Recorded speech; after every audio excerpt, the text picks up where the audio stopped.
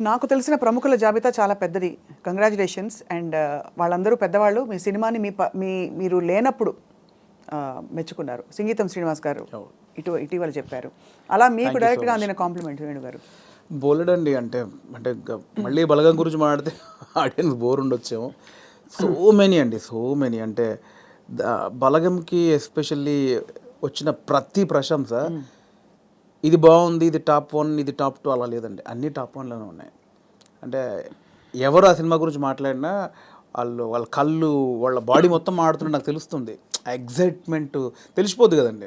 Congratulations hit కొట్టావు వేరు, దాని గురించి ఎక్స్ప్లెయిన్ చేయడానికి మన మాటలు లేవని వాళ్ళ బాడీలోనే షివరింగ్ నేను చాలా చూసాను. సో బలగం సినిమాకి లెక్కలేనని ఉన్నాయి, నాకు ఇది ఒక్కటే అని చెప్పలేనని ఉన్నాయి. ఫిల్మ్ఫేర్ అందుకుంటున్నప్పుడు మీ ఎమోషన్ అసలు ఊహించుకోలేం కదా. భయపడ్డాను, అంటే షివర్ అయిపోయాను. అంటే బలగం రిలీజ్ అయిన 1.5 year తర్వాత జరిగిన ప్రోగ్రామ్కి లోపల ఏదో చిన్న షివర్ అయిపోతున్నాను. బేసికలీ ఇది నిజమా కాదా అంటే కాన్ఫిడెన్స్ అంటే డెఫినెట్లీ కొడతామని ఉంది. దానికి బిఫోర్ ప్రజెంటేషన్స్ అన్నీ చూస్తుంటే అది ఒకటే బ్యాలెన్స్ ఉంది, డెఫినెట్లీ వస్తుంది అని ఒక ఉన్నా కూడా అనౌన్స్ చేసిన తర్వాత స్టేజ్ మీదకి వెళ్ళేటప్పుడు కూడా చిన్న షివరింగ్ అయ్యి అని వచ్చేసినాయి. ఎందుకంటే సీరియస్గా ఒక కెరియర్ స్టార్ట్ అయిన దగ్గర నుంచి, లైక్ 2000 నుంచి నేను ఇండస్ట్రీలో ఉన్నాను. యాక్టర్ని 2003-04 ఆ టైంలో అయ్యాను. అవును. అప్పటి నుంచి ఒక పెద్ద స్టేజ్ మీద ఒక అవార్డు తీసుకోవాలి, అదే యాక్టర్గా. అప్పుడు యాక్టర్నే కాబట్టి యాక్టర్గా తీసుకోవాలని ఉంది. నా ఫస్ట్ మూవీకి సంతోషం అవార్డు నాకు ఇచ్చారండి. దాని తర్వాత మళ్ళీ 20 సంవత్సరాలు పట్టింది. 2023లో జై సినిమా అనేది యాక్టర్గా కమిట్ అయ్యాను. 24లో రిలీజ్ అయింది. 24లో మళ్ళీ 2004లో సినిమా రిలీజ్ అయితే 2024లో మళ్ళీ అప్పుడు అవార్డు తీసుకున్నాను, సంతోషం అవార్డు. మళ్ళీ 20 సంవత్సరాల తర్వాత మళ్ళీ తీసుకున్నాను. సో ఆ గ్యాప్లో ఎన్నో క్యారెక్టర్లు చేసి మనకు ఈ అవార్డు ఫంక్షన్లలో తీసుకోవాలి ఎన్ని కలలుగానే ఉంటాను. అందుకే ఆ రోజు స్టేజ్ మీద కూడా చెప్పేశాను, ఓపెన్గా చెప్పేశాను, ఎన్ని నిద్రలేని రాత్రులు, ఎన్ని సిగరెట్ డబ్బాలు, ఎన్ని మందు బాటిళ్ళు, ఎన్ని ఆశలు. అది ఎవరో కాదు, ఇట్స్ జెన్యూన్ 20 సంవత్సరాల వెయిటింగ్. దానికోసం అయిన ఖర్చు చాలా ఉంది.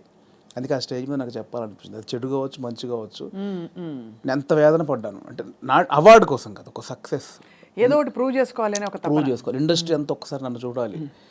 దానికోసం రెగ్యులర్గా అంత ఆరోగ్యం పాడైపోయింది. అంటే అది ఆరోగ్యం పాడవడం అనరు, బట్ నా జెన్యూన్ ఫీలింగ్ అది. ఎన్ని రాత్రులు, ఎన్ని డిస్కషన్లు, ఇవన్నీ జరిగాయి కాబట్టి అదంతా ఇంత సాలిడ్గా మళ్ళీ ఒక ఫిల్మ్ఫేర్లో ఒక ఇయర్కి బెస్ట్ డైరెక్టర్, బెస్ట్ మూవీ, అది టాప్ నాచ్ అవార్డ్స్ అవి. అందుకనే ఇప్పుడు ఇంకా మీ లీగ్ మారిపోయింది. ఇంకా వాళ్ళ వేణుగారు గుర్తుపడతారా లేదా అనుకున్నాం మీ అందరం. అదేం లేదండి, బలగం వేనే ఎప్పుడు కమెడియన్ వేనే.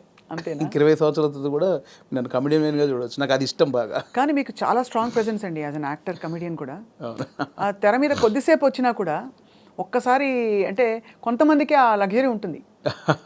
సో రెండిట్లో మరి ఏది ప్రిఫర్ చేస్తారు మీరు? ఏది యాక్టింగ్ అప్పుడు మీరు రాజా కదా. డెఫినెట్లీ డైరెక్టర్ అనేది ఒక చిన్న పాయింట్ ఎక్కడో తగులుద్ది కదండి. ఏ డైరెక్టర్ ఒక చిన్న పాయింట్ ఎక్కడో ఫ్రెండ్స్ చిట్చాట్లోనో లేదా నిద్రలోనో ఏదో డ్రైవింగ్ చేస్తున్నప్పుడు సంబంధం లేని టైంలో ఒక చిన్న ఫ్లాష్ అవుతుంది. ఏదో ఏ రైటర్కైనా ఇది బాగుందే ఇప్పుడు స్వప్న గారు ఉన్నారు నాకు పరిచయం. స్వప్న గారు నాకు పొద్దున ఇలా సరదాగా అనిపించింది, ఎలా ఉంది అంటే స్వప్న గారు ఒక రియాక్షన్ ఉంటుంది, ఏ భలే అని. ఆ ఒక్క చిన్న ఐడియాకి ఇంకొకటి సపోర్ట్. ఇది ఒక 10 మంది ఒక 100 మంది దగ్గరికి వెళ్ళేసరికి ఇది పాయింట్గా చేయొచ్చు. అక్కడ నుంచి పేపర్ ఒక కథ రెడీ అవుతూ ఉంటుంది. అక్కడ నుంచి ఒక ప్రొడక్షన్ దగ్గరికి వెళ్ళిన బడ్జెట్లు, గోల, ఇవన్నీ రైటింగ్, సాంగ్స్ ఇవన్నీ జరిగి స్క్రీన్ మీదకి వెళ్ళేసరికి ఒక రూపం వస్తూ ఉంటుంది.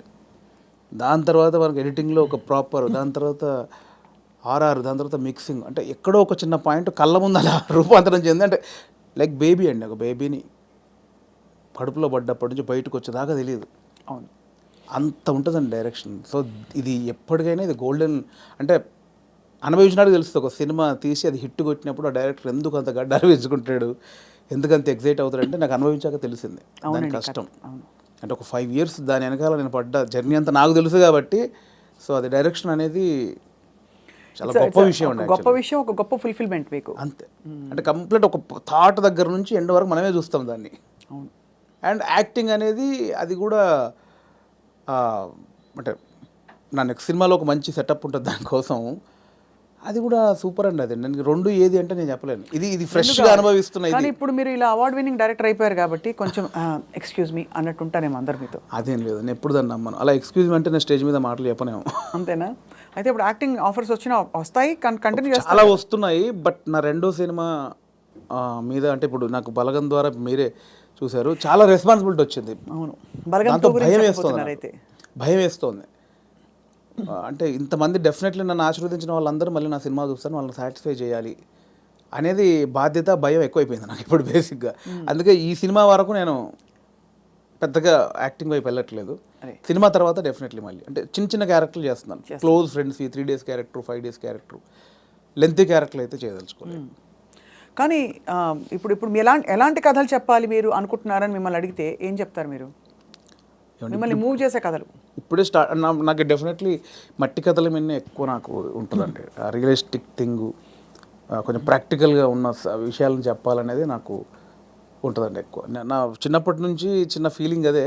ఇంట్లో పెరిగిన వాతావరణం, మా ఫాదర్ పెరిగిన వాతావరణం, మా ఫాదర్ చిన్న కమ్యూనిజం, ఆయన చిన్న కమ్యూనిస్టు. సో తెలియకుండా అదే బ్లడ్ ఉంది నాలో. సో అందుకే చిన్న అటువైపే వెళ్తుంది నాకు. కమర్షియల్ అనేది మేబీ ఫ్యూచర్లో చేస్తానేమో. ప్రజెంట్ అయితే మైండ్ అంతా నేను చిన్నప్పుడు నా జీవితంలో, నా జర్నీలో జరిగిన విషయాలు చాలా ఉన్నాయి, చాలా ప్రాక్టికల్ విషయాలు ఉన్నాయి. చాలా జనాల్ని అంటే రెగ్యులర్ కమర్షియల్ అన్నీ చేస్తున్నాం కదా, ఒకసారి చూసి బలగంలాగా ఆలోచించి అరే ఇది కదా మన చుట్టూ ఉన్నాయి కదా అని ఆలోచించే విషయాలు చాలా ఉన్నాయి నా వరకు అయితే. సో అది ఎంతవరకు చెప్పే పరిస్థితి ఉందో తెలియదు, చెప్పేంత వరకు చెప్తాను. చాలా సంతోషకరమైన విషయం ఏంటంటే వేణుగారు, ఇప్పుడు ఇక్కడ తెలంగాణ రాష్ట్రం నుంచి టాలెంట్ ఎంత బ్లాసమ్ అయ్యి ఎన్ని చక్కటి మట్టి కథలు వస్తున్నాయి, ఎంత మంచి టాలెంట్ ఉంది అసలు. చాలా ఏళ్ళు ఆల్మోస్ట్ బయటికి రాలేదు అనిపిస్తుంది. ఆమె రాంగ్? నేను తప్పుగా మాట్లాడేదా? కరెక్ట్గా చెప్పాను? కరెక్ట్ అండి. ఇప్పుడు బయటకు రావడం, కట్టలు తెంచుకుని ఒక్కొక్కళ్ళు అంటే ఇక్కడ ఈ గడ్డ మీద ఉండే ఆలోచన ఏంటారు, ధాటి అంటారు చూడండి, ఆ కన్విక్షన్ అది చాలా గొప్పదండి. అంటే మట్టి నుంచి పుట్టిన కథలు కదా. అంతే అండి. ఇంతకుముందు ఇక్కడ ప్రాంతం వరకు ఏంటంటే కొంచెం చదువు లేక ఆకలి చౌలు ఇక్కవరకే ఉంది. బట్ అక్కడ సృజనాత్మకత కూడా ఉంది, చాలా ఉంది. అంటే ఇటువైపు ఎన్ని కథలు ఉన్నాయి, అటువైపు ఎన్ని కథలు. ఎక్కడైనా మనుషులు ఉన్న చోట చాలా కథలు ఉంటాయి. అవును. సో ఇక్కడ కథలు కూడా ఇప్పుడు వస్తున్నాయి. అందుకే ఇప్పుడు అంటే ఎట్ ప్రజెంట్ నా మూడంతా ఇక్కడే ఉందన్నమాట. నా జర్నీలో నేను చాలా కథలు చూశాను, అందులో ఒకటి బలగం. సో ఇంకా చాలా కథలు చూశాను. సో అవన్నీ చెప్పొచ్చు, దాన్నే కమర్షియల్గా చెప్పొచ్చు.